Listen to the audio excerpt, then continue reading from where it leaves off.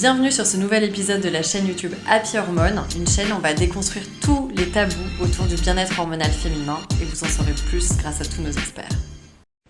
Bonjour, bienvenue dans le live de Millet du mercredi à 13h. Donc aujourd'hui, je suis Anna, je suis une des cofondatrices de Millet et je suis ravie de refaire un peu cet exercice de live que j'aime beaucoup. Bienvenue aux premières personnes qui se connectent. Aujourd'hui, on accueille Touba, que je vais aller chercher d'ailleurs. Je vais lui envoyer une invitation. Touba, si tu m'entends, dis-moi que tu veux me rejoindre. Donc, voilà. Super. Bonjour. Ah, je vois Zineb aussi. Je vois Colline. Eh ben, bonjour tout le monde. Donc, en fait, ça y est, tout va là. Ah, ben, parfait. Je vais introduire le sujet avec toi, parce que j'ai même pas commencé à en parler encore. Ah, ok, d'accord. C'est super, c'est une super simple. Enfin, on est parfaite là au niveau timing. Donc, on est ravis que tu acceptes de faire un live avec nous sur un sujet qui nous intéresse beaucoup. C'est la question au moment donc de la périménopause, donc de cette période qui englobe l'avant, l'après, le pendant la ménopause, de savoir un peu comment on fait pour aider à soutenir son métabolisme grâce à l'alimentation. C'est le sujet du live. Avant ça, il y a plusieurs choses. D'abord, il faut définir c'est quoi le métabolisme. D'abord, ensuite, pourquoi il a besoin d'être soutenu et quels en sont les symptômes, etc., etc. Enfin, bref, plein de sujets qui vont venir s'entremêler. Mais la première question que j'ai envie de te poser, tout bas, c'est est-ce que tu peux, s'il te plaît, te présenter? Oui, bien sûr, avec plaisir. Donc, je suis Touba Joly, je suis nutrithérapeute spécialisée en micronutrition. J'aide les femmes à perdre du poids durablement, retrouver leur énergie, un équilibre de vie et aussi faire la paix avec la nutrition. Et en fait, j'ai mis en place ma méthode, l'accompagnement que je voulais à une époque dont j'en avais besoin. Et mes enfants aussi en avaient besoin. Donc, qu'est-ce que je fais? Mon approche est holistique. Je ne me base pas que sur la nutrition. En fait, parce on a plusieurs dimensions. Je m'intéresse à toutes les dimensions de la vie d'une femme. Et aussi, j'ai une approche entièrement personnalisée parce qu'on est chacune unique. Et donc, je m'adapte aux envies, au quotidien et au rythme de la personne parce qu'on a tous des rythmes différents. Et pour que ça réussisse, il faut que ce soit à son rythme. Et j'ai une approche aussi, en fait, je vise la cause, je ne traite pas que les symptômes. Parce que pour des changements durables, il faut vraiment traiter les causes. Et donc, juste une petite aparté, c'est quoi micronutrition? On en parle beaucoup, mais en général, les gens ne savent pas ce qui est vraiment derrière. Macronutrition, c'est tout ce qu'on mange et qui nous apporte de l'énergie, donc les calories. Et donc, c'est indispensable pour qu'on soit bien nourri, qu'on vit. Et en fait, la micronutrition, c'est quoi? C'est des micronutriments qui n'apportent aucune énergie, pas de calories, mais qui sont indispensables au bon fonctionnement de l'organisme. Sans ça, on est carencé. Donc, c'est les oligo-éléments, minéraux, vitamines. Ok. Donc, c'est tout ce qui est déjà contenu dans l'alimentation, mais sur lesquels on peut supplémenter au sein de l'alimentation équilibrée quand on est en manque de certains éléments.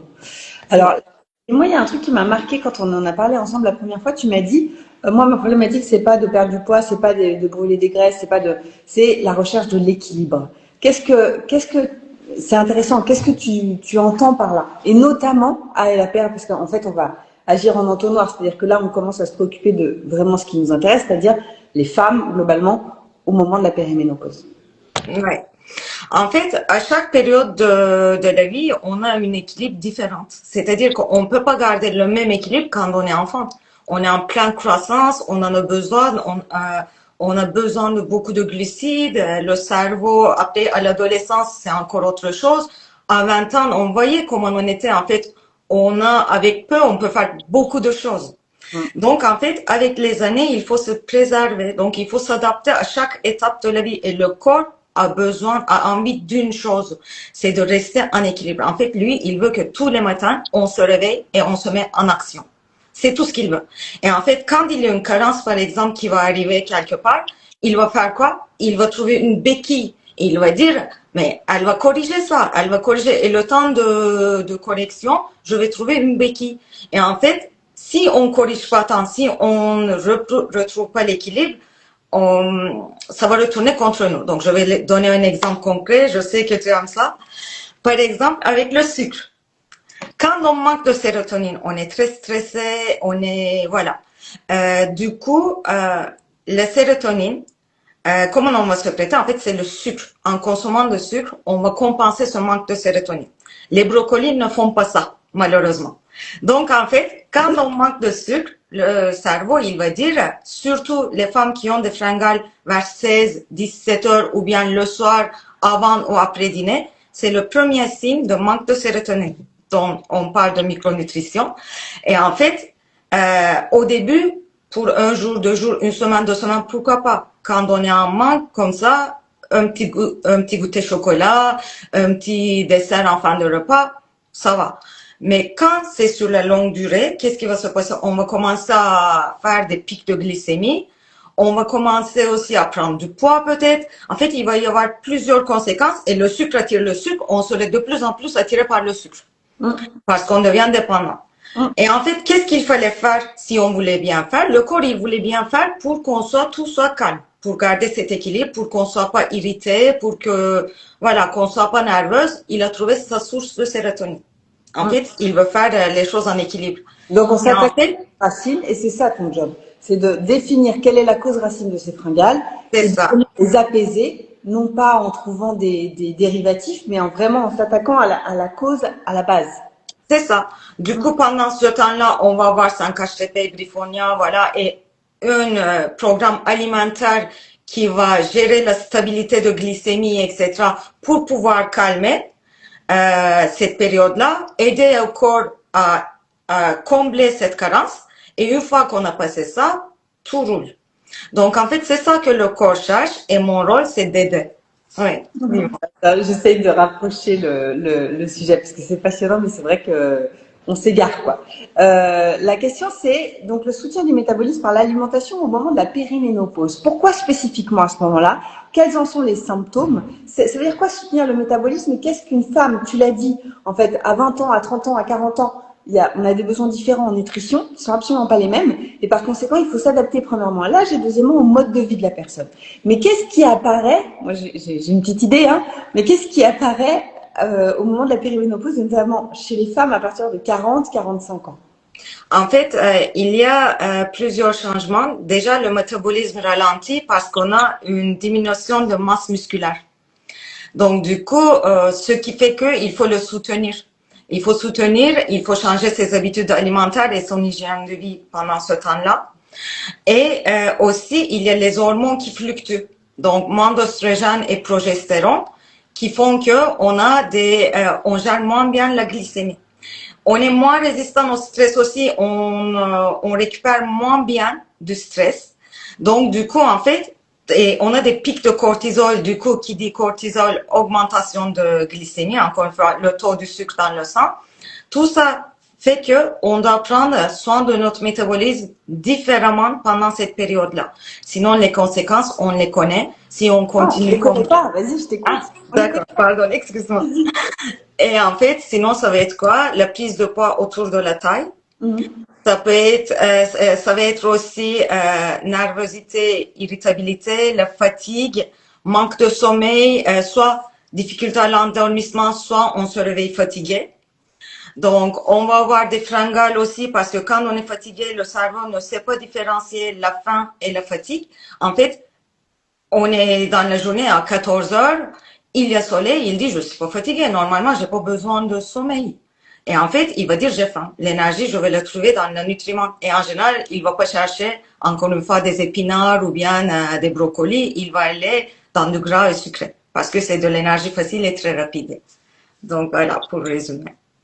Alors, quand tu dis la prise de poids, parce que moi j'ai le classique, moi j'ai 44 ans, des copines et même moi compris en fait, hein, et en fait qui en fait n'arrivent plus à perdre de poids et qui se retrouvent dans une phase de métabolisme ralenti comme on l'a dit.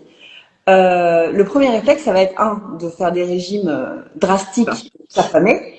Voilà, c'est exactement la réaction que je voulais avoir. Le deuxième, c'est de se mettre au sport, mais genre Cardio à fond. ambiance, ça y est, on fait un Ironman, quoi. Alors qu'on n'a jamais fait plus d'une heure de yoga par semaine tout le reste de notre vie. Donc la question, c'est, évidemment, c'est pas les choses à faire. Et donc, évidemment, comment on fait, qu'est-ce qu'il faut avoir en tête? Par exemple, tu disais le soutien de la masse musculaire, ça passe par quoi? Ça passe notamment par des protéines. Comment, dans les grandes lignes, on change l'alimentation? D'accord. Donc, en fait, je vais partir encore sur de l'équilibre pour Vas-y. pouvoir effet entonnoir. Mm. Donc, on va toucher sport, alimentation, micronutrition, tout ça. Et en fait, comme on est des êtres holistiques, complets, il n'y a pas qu'une seule dimension. Moi, je vous donne un exemple. Pensez à une chaise. La chaise, pour rester en équilibre, elle a 4 pieds. On est d'accord? Il se repose là-dessus. Et si on adapte ça dans une hygiène de vie, équilibre de vie, il y a quoi? L'alimentation, bien sûr. Il y a activité physique. Il y a sommeil et repos, récupération. Et il y a gestion du stress et les émotions. Et donc, en fait, si je coupe un de ces 4 pieds à la chaise, qu'est-ce qui va se passer? Eh ben, on tombe. Bah voilà. Ça s'en comble. T'as vu, on Et gère. donc, du coup, en fait, il faut prendre soin de ces 4 piliers-là. Maintenant, comment on fait concrètement? Ça veut dire quoi? Manger bien et pas se restreindre. Parce que dès qu'on prend du poids, on fait quoi? Ce qu'on faisait à 20 ans, on dit, OK, je me calme un peu sur le pain et sur les desserts, ça va aller. Et en général, ça allait. Là, c'est différent parce qu'on n'a plus la même masse musculaire. On a vraiment une diminution de masse musculaire à partir de 40 ans, malheureusement. Donc, il faut préserver cette masse musculaire. Donc, qu'est-ce qu'on va faire? En alimentation, en fait, manger pour se nourrir, mais vraiment.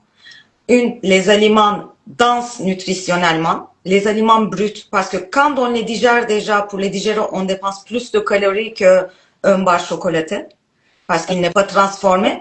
Je savais pas que j'ai appris avec toi, je n'étais pas au courant, qu'en fait, la première différence entre l'alimentation transformée et les aliments bruts, c'est le nombre de calories que tu dépenses pour ne serait-ce que les digérer. C'est quand même un super argument pour toi. Oui, parce qu'on les transforme nous.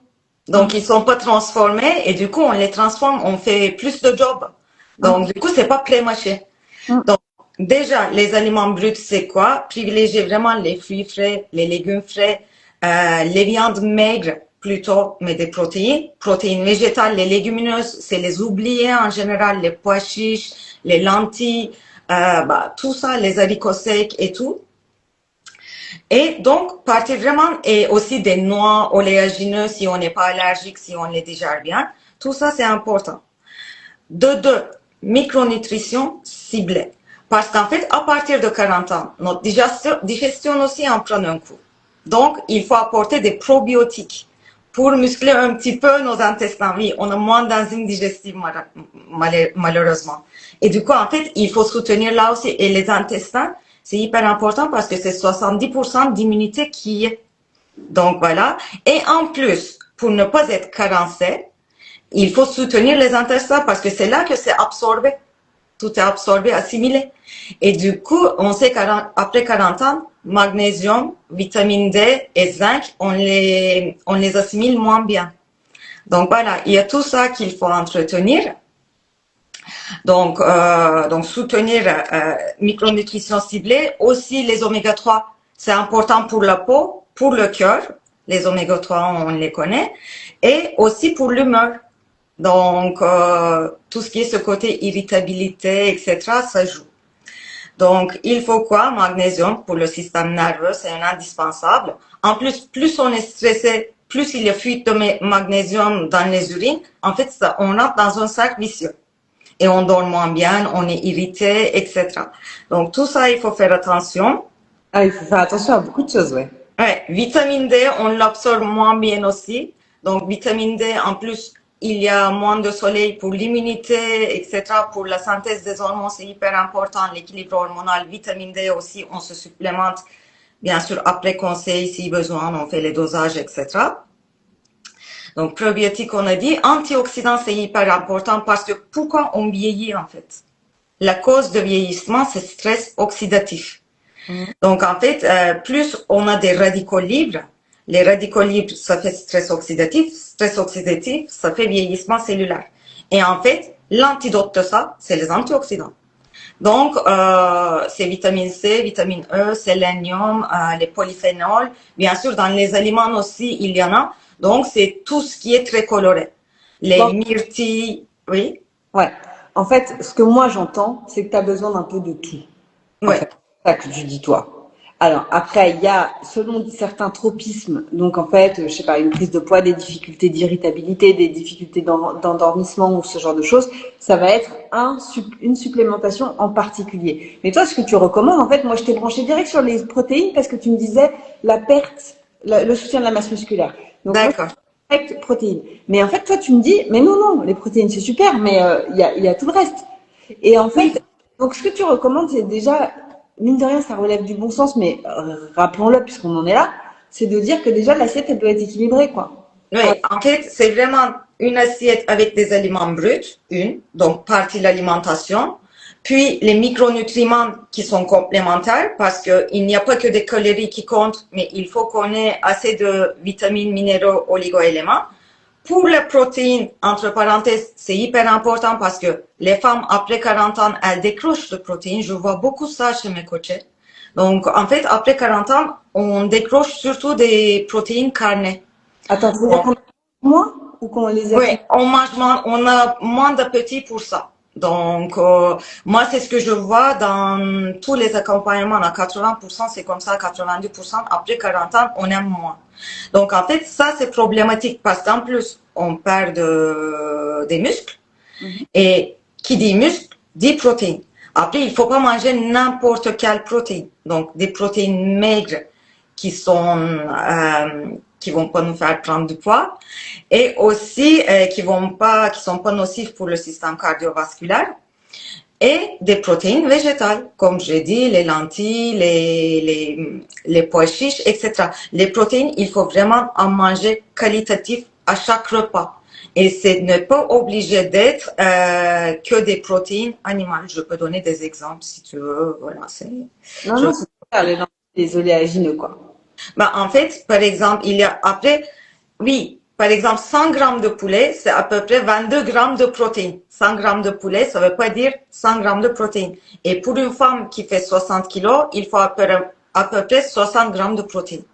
Si on mange que des oléagineux, c'est très calorique. Ok, dans les amandes, il y a 24 grammes, mais 100 grammes d'amandes, c'est presque 700 calories. Donc, on va pas prendre nos protéines 100% dans les amandes. C'est pour ça qu'il faut composer des repas assez variés et avoir un peu de toutes les catégories d'aliments. Au petit déjeuner, en version salée, il y a bien sûr les œufs et tout qui peuvent nous amener ça. Ou bien en version sucrée, on peut faire du cottage cheese. C'est presque la même chose qu'avec l'œuf. 50 grammes de cottage cheese, c'est 6 grammes de protéines, comme un œuf, c'est 6 grammes de protéines. Ou bien il y a des poudres, en fait des farines d'amandes déshuilées ou bien d'arachides déshuilées qui sont très riches en protéines, mais très pauvres en gras parce qu'on a enlevé l'huile. Il reste que la partie farine et protéines. Donc, il y a plusieurs astuces. Les encas aussi, on peut faire des encas protéinés si on digère bien, si on n'est pas intolérant avec du skyr, du fromage blanc. On peut se faire des encas avec ça, du chocolat à côté pour le plaisir et un petit fruit. Mais c'est vraiment manger intelligemment. Donc, il y a alimentation, micronutrition, et puis l'autre côté qu'il faut pas ignorer, stress, gestion des émotions, parce que plus de stress, c'est quoi? Plus de pics de glycémie, parce que cortisol, ça fait des pics de glycémie. Déjà qu'à cette période, on est fragilisé par rapport à la glycémie. Rappelons que toutes les maladies métaboliques comme diabète, hypertension, ça commence en général à partir de 40 ans. Ça a une raison. Donc voilà, il faut soutenir ce côté-là. À l'insuline et la métabolisation de plus en plus compliquée de la glycémie. C'est ça. En fait, il faut soutenir le foie. C'est-à-dire que, comme il y a une fluctuation des hormones, comme il y a moins d'oestrogène, on est moins sensible à l'insuline. Donc, on ne réagit pas comme avant. Et comme quand il y a plus de stress en plus, il y a plus de pics de glycémie. Ces deux facteurs-là, et en général, on sait qu'avec ces changements hormonaux, on est plus stressé, on est plus irritable. Et en fait, quand ces deux facteurs, ils se réunissent, ça fait qu'on est vraiment sujet à des pics de glycémie, hypoglycémie, etc. Donc, il faut vraiment travailler sur cet aspect-là. Il faut stabiliser. Il faut aider le foie aussi en mangeant, par exemple, des légumes plus amers comme artichaut, endives, des choses comme ça. Tu m'excuses, il y a une question de Christine qui est hyper intéressante parce qu'en fait, ça parle du hack du glucose, comme on l'appelle à chaque fois. Elle dit, bonjour, j'ai entendu qu'il faut de préférence manger des fruits et sucrés après 13 heures. Pourquoi? Après 13 heures, moi, je dirais pas un horaire. Après, moi, je le dis, le matin, si vous voulez manger des fruits, on peut, mais il faut l'associer aux bons gras et aux protéines, parce que sinon, c'est pic de glycémie. Après 13 heures, donc c'est après déjeuner, il faut qu'ils soient associés au déjeuner. En fait, il faut pas les manger isolés. Il faut pas le manger tout seul. Il faut que ce soit un dessert, quoi. En fait, vas-y. En fait, pour éviter les pics de glycémie, si on n'a pas les problèmes de digestion, encore une fois, je précise, je parle de général. Si on n'a pas d'acidité et tout, de problèmes digestifs, il vaut mieux associer les fruits parce que même s'il y a des fibres dedans, ça reste quand même du sucre, du fructose qui est assimilé par le foie. Déjà que notre foie est fatigué à cette période parce qu'avec les fluctuations des hormones et tout, enfin, comme il gère moins bien l'insuline. Et du coup, en fait, il faut l'associer à une source de gras ou de protéines. Ça peut être un fromage blanc, ça peut être des noix, noisettes, amandes. En plus, ça va apporter plus de satiété. C'est-à-dire que si on mange, on craque une pomme, finalement, c'est des fibres et de l'eau. Dans 2 heures ou 1 heure et demie, on a faim. Pour un goûter complet, si c'est en mode goûter, on associe au moins une petite dizaine d'amandes à côté. Comme ça, les bons gras et les protéines des amandes, ça va faire qu'on va tenir jusqu'au soir. Ou bien le fruit ou le compote, on l'associe à un de nos repas. Comme ça, en fait, on a déjà mangé nos légumes, notre protéine, nos féculents. Et le fruit, c'est vraiment pour la petite touche sucrée qui va pas avoir un impact sur la glycémie à ce moment-là. Oui. En fait, pour reprendre ce que tu disais, parce que on en avait parlé la dernière fois, la question de glucose goddess et de comment elle décrit pour empêcher les pics de glucose. Moi, ce que j'avais retenu, c'est qu'effectivement, il faut que ce soit associé et que ça vienne après des fibres ou en tout cas une alimentation complète avant de commencer. Et que c'est pour ça, en fait, je pense que c'est pour ça que Christine parlait d'un horaire, c'est-à-dire que commencer sa journée par un petit déjeuner sucré, ça crée un pic de glycémie énorme. Et l'idée, c'est vraiment d'associer le sucre, en fait, les sources de sucre avec des aliments qu'on aura ingérés au préalable qui vont calmer en fait ce pic empêcher Comment, excuse-moi, j'ai pas entendu la fin. pour empêcher ce pic de glucose. Oui. Moi, je conseille toujours un petit déjeuner salé. C'est toujours mieux. Sans fruits, à la place, on prend en hiver, en été, des tomates, des concombres, des crudités, voilà. Et en hiver, ça peut être des roquettes ou bien un peu de salade ou endives, ce que vous voulez. Mais il y a beaucoup de gens, quand même, dans la culture, c'est pas tellement... Le week-end, ça va, mais la semaine, à 6 heures, j'ai pas envie de salé. Donc voilà, j'entends beaucoup ça et j'entends. Donc là, il faut faire les associations et moi je dis toujours, quand on mange, il faut prendre plaisir, même quand on fait attention. Sinon, en fait, on n'est jamais satisfaite. Et surtout que pendant cette période un peu touchy de la vie, c'est une transition et tout, il faut vraiment se faire plaisir, pas se restreindre. Dans ce cas-là, il faut faire un petit déjeuner sucré, même malin. Donc, ça peut être des tartines, mais avec purée d'amandes, etc., par exemple, qui sont des bons gras et un peu de protéines. On peut manger un peu de cottage cheese et le sucré, si on veut, soit avec un peu de compote ou bien des tranches de banane dessus ou bien un peu de pommes ou bien poire ou fruits rouges pour apporter cette petite touche sucrée ou bien un filet de miel d'acacia ou du sirop de yacon parce que c'est des index glycémiques bas. Donc, et du coup, ça peut être intéressant de s'adapter par rapport à ça et apporter assez de protéines et pas faire un pic de glycémie énorme en fait. C'est limiter la casse aussi, mais on peut y arriver. Donc, mais après, si on a préférence pour du salé, c'est tant mieux. D'accord, ok. Ok, je crois qu'on a compris. Je crois qu'on est au point sur la question de quand est-ce qu'on doit manger du sucre. Enfin, quand est-ce qu'on peut manger du sucre? Et est-ce qu'il y a d'autres écueils, enfin d'autres difficultés que toi tu vois auprès des personnes que tu coaches en fait? Tu disais voilà la difficulté du petit déj salé, auquel la tentation au moment de la prise de poids d'avoir envie de s'affamer complètement, alors que justement il faut adapter son alimentation, mais il faut pas arrêter de manger. Il y a quoi d'autre comme piège dans lequel il faut pas tomber, quoi? En fait, souvent, ce sont des gens qui ont fait beaucoup de régimes et en fait, elles n'en peuvent plus un peu. Elles en ont marre et tout. Et elles n'ont pas les astuces pratiques pour se composer des repas. Elles veulent pas passer du temps en cuisine, comme beaucoup d'entre nous, je pense. On a des vies assez chargées, on court un peu partout et le soir, même moi étant maman, j'ai envie que ça aille vite le dîner. Je veux pas passer 2 heures en cuisine, j'ai pas le temps. Et du coup, en fait, c'est par manque d'information. Les gens y croient que manger équilibré, ça prend beaucoup de temps. Pourtant, non. Par exemple, le soir, on peut ouvrir une boîte de conserve de sardines ou bien maquereaux. À côté, on peut faire, par exemple, un bocal de conserve de haricots verts ou des crudités. Ça va très vite. Rajouter 2 tranches de pain ou bien faire vite fait un couscous complet. C'est juste faire bouillir de l'eau, des épices, on fait dans 5 minutes, c'est prêt. C'est beaucoup ça que je vois en fait, une lassitude. J'ai pas d'idée, je sais pas comment faire. Du coup, je vais me commander un Uber ou bien je vais me faire vite fait un sandwich, etc. C'est une des difficultés. Je ne sais pas si ça te parle ou ça vous parle quand... Donc voilà, c'est une des difficultés que j'identifie. Et comme il y a beaucoup d'infos aussi, les gens y sont perdus.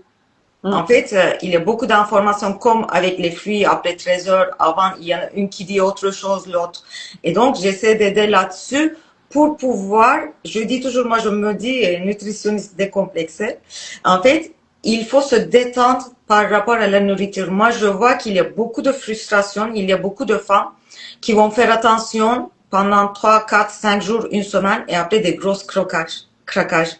Donc en fait, parce que on n'en peut plus, c'est une alimentation stérilisée, on est isolé. Donc il faut pas s'isoler pendant cette période-là. Il faut manger à table avec la famille ou les amis, voilà.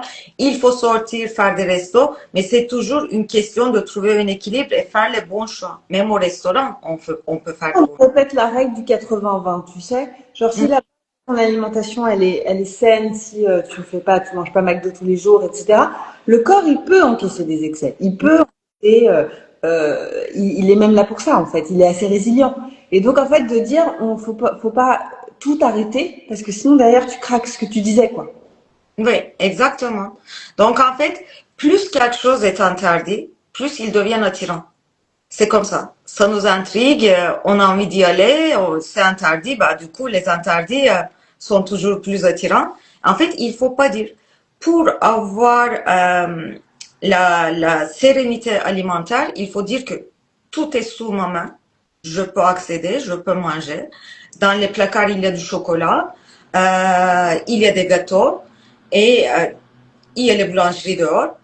Quand je veux, je peux. Moi, je dis toujours, on change l'angle de regard, le perspective. C'est-à-dire qu'on ne pense pas à perte de poids, mais on pense à prendre soin de nous et de notre corps pour se sentir bien.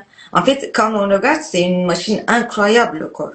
Le cœur qui bat, je sais pas combien de fois tout au long de la vie, il n'y a aucune machine qui peut répéter ça. Quand on voit les prothèses, même les meilleurs aujourd'hui, ils ont 25-30 ans de vie.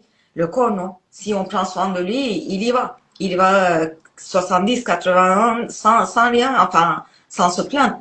Et du coup, moi je dis, on change d'angle.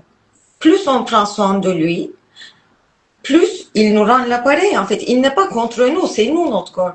Moi, il y a des femmes qui viennent me voir, qui me disent, je déteste mon ventre. Ok. Comment tu veux qu'il t'aime ton ventre alors? Donc, il ne peut pas t'aimer. Déjà, commence à le chérir. Moi, je dis, regarde dans le miroir et souris-toi tous les matins, déjà.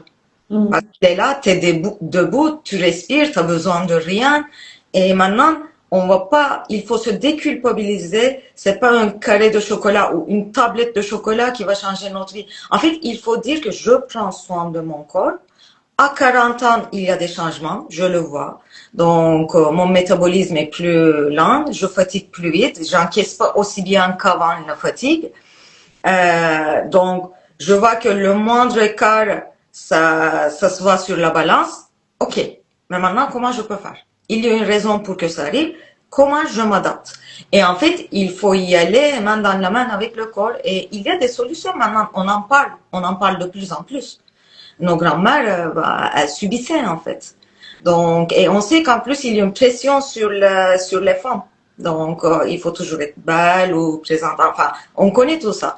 Donc, moi, je dis, on change de perspective. La perte de poids, c'est la conséquence quand on prend soin de nous. Donc, renforcement musculaire, d'où adapté à vous pour relancer le métabolisme. Manger des choses brutes 80% du temps et vraiment se faire plaisir avec des épices, des herbes, tenter des nouvelles choses, des nouvelles cuisines aussi. Donc, revisiter les recettes. Donc, c'est vraiment partir dedans et manger votre chocolat aussi, c'est pas interdit. Un petit dessert, c'est pas interdit. Mais on est d'accord. Moi-même, aux enfants, je vais pas donner tous les jours les desserts industriels ou bien les desserts avec de la crème, du chocolat, etc. Ils vont manger un peu, mais pas tous les jours. Donc, tout est une question de quantité et gestion. Et c'est vraiment un équilibre en fait, pour ne pas faire monter la glycémie, pour pas prendre du poids, pour être bien. Et si on est en forme, si on est bien, qu'est-ce qui va se passer? On va avoir assez de niaque pour pouvoir continuer en fait. C'est un cercle vertueux. On passe d'un cercle vicieux à un cercle vertueux. C'est ça l'objectif. C'est vraiment mettez les projecteurs sur je prends soin de mon corps et je l'aime. C'est ce que je dis. Et à partir de là, c'est vraiment ça en découle. Oui, j'ai envie de te dire que tu nous as fait le mot de la fin là. Il y a des questions avec plaisir, mais là, il n'y a plus rien à ajouter. Je crois que le message est assez clair. Est-ce qu'il y a une question ou un sujet que tu aurais voulu aborder et que je t'ai pas posé la question, tout bas? T'es pas obligé de me dire oui, hein. On peut aussi dire que je suis une parfaite intervieweuse et qu'on a abordé tous les sujets que tu voulais aborder. Alors, C'est dur, hein. oui, c'est dur là. Je m'attendais pas à cette question. Qu'est-ce qu'il peut y avoir? Là, ça me revient. Il n'y a rien qui me revient.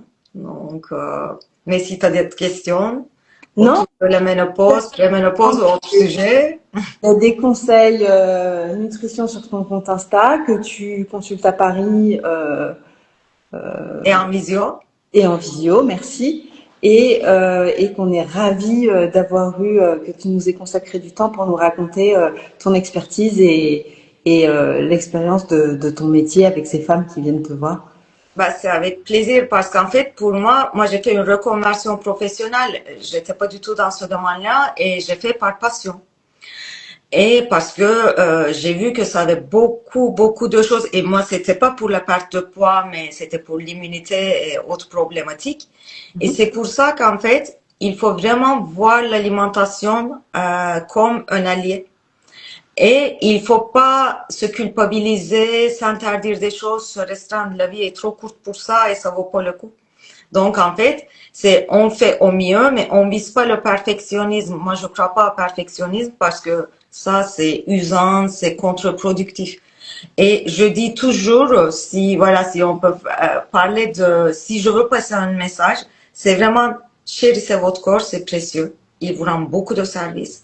Et aussi, si vous avez un objectif, si c'est une montagne de 1200 mètres, je dis n'importe quoi, faites des paliers. D'abord les 100 mètres, puis les 200, puis 300. Toujours des objectifs atteignables. Plus vous atteignez quelque chose, plus ça vous donne le courage, ça vous motive pour aller au second palier. Et vous allez voir qu'un jour, vous êtes au sommet. Et en fait, pour l'alimentation, comment on peut faire? Moi, je dis toujours, au lieu de faire les choses, et j'étais comme ça, hein, j'étais vraiment comme ça. Je me disais, ok, je le fais pas aujourd'hui parce que c'est pas prêt. Je vais attendre encore 2 jours, 3 jours pour que ce soit parfait, 100%. Et en fait, des fois, c'est ce jour parfait, ça arrive jamais et on laisse tomber. Et en fait, moi, j'ai dit, si vous avez le petit déclic, aujourd'hui, vous êtes connecté à ce live, c'est que vous avez envie, vous voulez faire des choses sur la ménopause, préménopause, faites une des actions que vous avez entendues. soit gestion de stress, soit je vais manger un peu plus de sardines parce qu'il y a des oméga 3, soit maintenant je vais manger au moins 3 jours par semaine des légumes bruts que je vais cuisiner moi-même, plus de légumes à chaque repas. Choisissez une action et chaque semaine mettez une action. Et une fois que c'est coché, c'est intégré, passez une autre action. C'est ça que je veux dire aussi. Ne dites pas, j'attends 1er janvier pour me lancer à 100%. Non. En fait, lancez-vous dès que vous avez envie et changez un truc. Et vous allez voir, c'est mettre le pied dans le cercle vertueux. Et une fois qu'on a mis dedans le pied, en fait, ça va s'enchaîner. Ça se passe toujours comme ça parce qu'on voit les bienfaits. Et en fait, on a envie de faire plus, on réussit et tout nous sourit. Donc voilà, c'est le message que j'aimerais passer aussi. C'est des choses que je vois beaucoup. Ça part d'une bonne volonté, mais si on veut tout faire tout de suite, en fait, on est surchargé, beaucoup de charge mentale, on est dépassé. Donc allez-y doucement, doucement, à votre rythme et vraiment pendant cette période de transition, aimez votre corps, les nouvelles façons, c'est comme ça et avec l'adaptation, ça nous rend bien l'appareil. Donc, moi aussi, je suis concernée, je suis dans ces âges-là. Donc, je le vis et je le constate et c'est une autre étape de la vie. Très bien. Franchement, c'est cool parce que tu sais, c'était pas punitif, en fait. C'est ça qui est compliqué avec la nutrition. C'est que tu te retrouves avec quoi? T'as mangé du chocolat? Oh là là, c'est pas bien.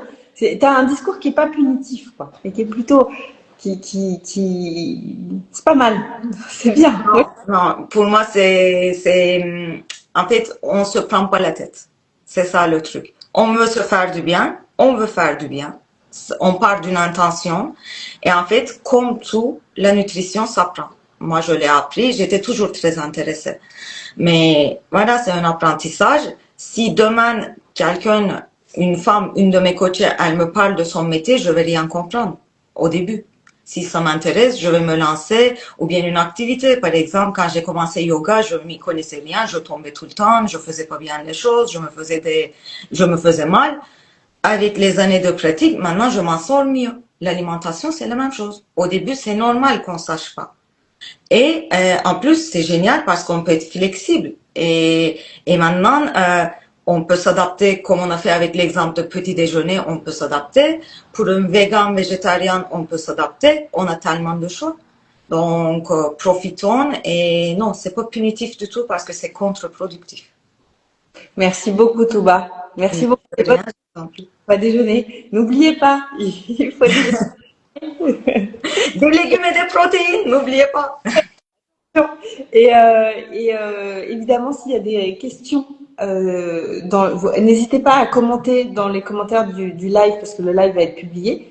Et bien sûr, Touba y répondra. Bien sûr, avec plaisir. Merci beaucoup et très bonne journée, très bon après-midi. Merci beaucoup à toi aussi, à vous tous aussi. Attends, là, il faut que je raccroche. Je ne sais pas trop comment on fait. Attends. Ah si. Au revoir. Merci d'avoir écouté cet épisode. Si ça vous a plu ou si vous pensez que ça peut aider une femme, n'hésitez pas à partager, liker, commenter ou à vous abonner pour suivre cette chaîne. Et enfin, vous pouvez aussi découvrir la marque Mieker sur tous les réseaux sociaux comme Instagram, Facebook, Pinterest. N'hésitez pas à partager autour de vous, ça peut aider.